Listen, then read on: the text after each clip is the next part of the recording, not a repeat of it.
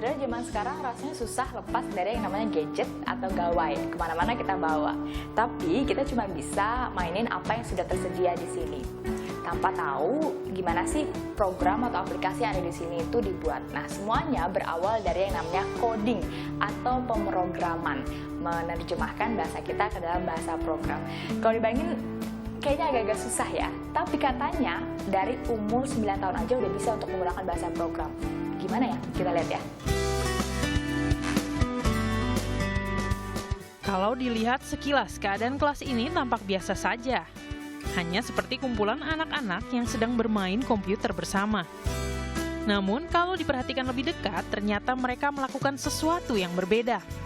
Mereka bukan sekedar bermain game atau menjelajahi media sosial, tetapi mereka justru membuatnya. Nah, saudara, ini dia, mereka bisa disebut sebagai beginner programmer karena mereka sudah mulai mengulik-ulik yang namanya bahasa program. Gimana ya? Kita coba ngajak ngobrol-ngobrol ya.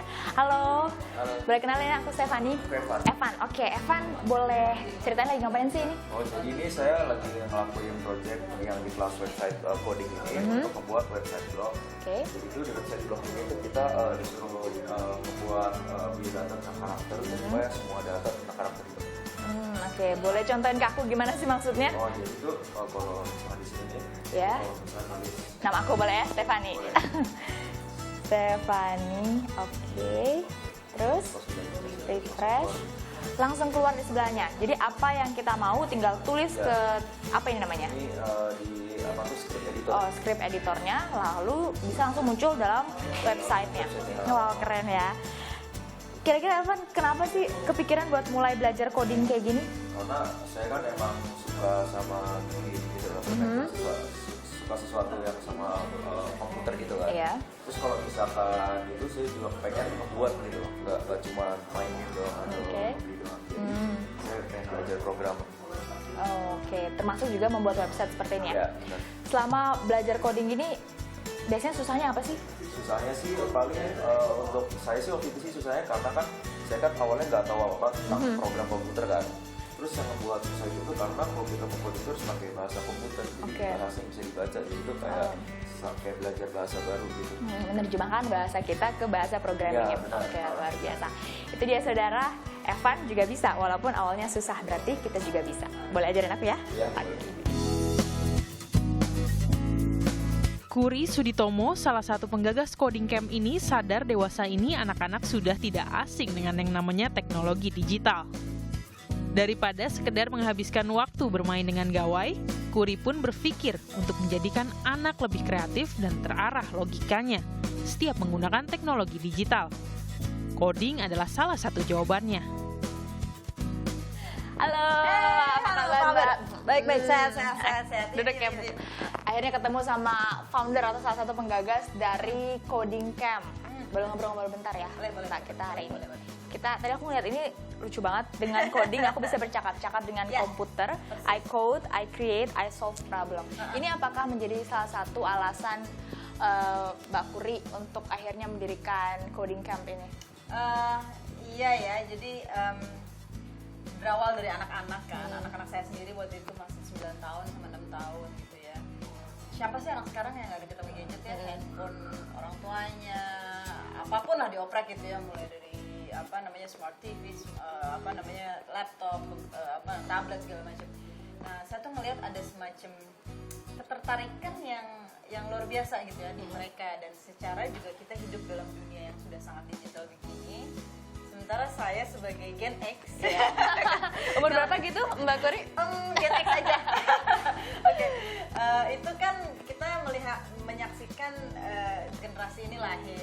Kita hanya sekedar menyaksikan lahir, tapi kita kan nggak akan bisa selamanya menjadi bagian dari itu. Sedangkan kalau anak-anak kita itu kan sudah lahir dalam kondisi screen-nya tuh kalau menurut saya tuh kayak nempel di jidat gitu ya. Benar. Artinya mereka tuh udah sangat digital native. Nggak bisa seperti lepas orang ya. bilang, persis. Tapi saya perhatikan ada sesuatu yang almost divine gitu, sesuatu yang sangat luar biasa ketertarikan mereka, dan saya pikir nggak ada jalan lain selain kita harus membuat itu menjadi sesuatu yang produktif. Umur 8 atau 9 tahun untuk berhadapan dengan bahasa program, bagaimana mungkin mereka bisa ngerti gitu Mbak? Nanti Mbak Stephanie lihat sendiri ya bagaimana guru-guru kita mengajarkan coding itu sama sekali jauh dari yang rumit, titik koma, tanda kurung dan lain-lain ya yang orang biasa pahami tentang coding. Kita nggak masuk situ dulu. Itu ada masanya nanti begitu ketika mereka udah mulai biasa. Tapi kita mulai dengan gambar-gambar. Kita mulai dengan game yang mereka bisa mainkan. Siapa anak sekarang yang nggak bisa main game? Saya mungkin nggak biasa, tapi anak sekarang kan sangat deket banget. Nah, intinya kita ingin mengajak anak ketika dia udah diperkenalkan dengan coding. Biasanya mereka main kan udah jelas. Kursornya kanan kiri atau atas bawah. Dia bisa maju, dia bisa mundur, kalah, dia balik lagi nol gitu. Tapi dengan dia belajar coding, dia belajar untuk membuat. Artinya ini kucing jalan ke lurus gitu. Aku nggak mau dia jalan lurus, aku mau dia belok kiri. Kamu bisa bikin belok kiri. Kucingnya kamu mau bikin terbalik juga bisa. Atau jangan kucing, tapi anjing. Bisa juga. Atau jangan kucing deh, muka mama. Aku mau bikin surat cinta buat mama di game ini. Bisa.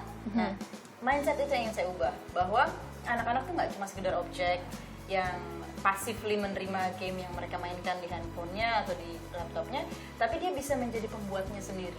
Dan di situ kita menyerahkan kendali pada anak untuk membuat, mengkritisi, punya ide lagi, bongkar lagi. Bayangkan sebuah buku gambar, tapi ini digital, dan dia bisa simpan ini 10 tahun ke depan. Kita tinggal bayangkan ketika dia umur 19 tahun di kuliah, Jadi bisa buat apa? Dia sudah mencuri 10 tahun sebelumnya untuk belajar. Luar biasa. Ketika mendengar kata coding, jangan langsung membayangkan ribuan kata membingungkan di layar komputer. Sebenarnya, coding yang diajarkan di sini dimulai dari yang paling sederhana. Aplikasi permainan ataupun situs yang dibuat hanya menggunakan beberapa kalimat program yang cukup mudah dicerna. Sebenarnya ternyata coding tidak sesusah itu untuk bagian awal. Paling tidak sampai menumbuhkan rasa untuk tidak melulu menjadi konsumen, menikmati hasil orang lain, tetapi mau untuk menjadi produsen yang hasil karyanya bisa dinikmati oleh banyak orang.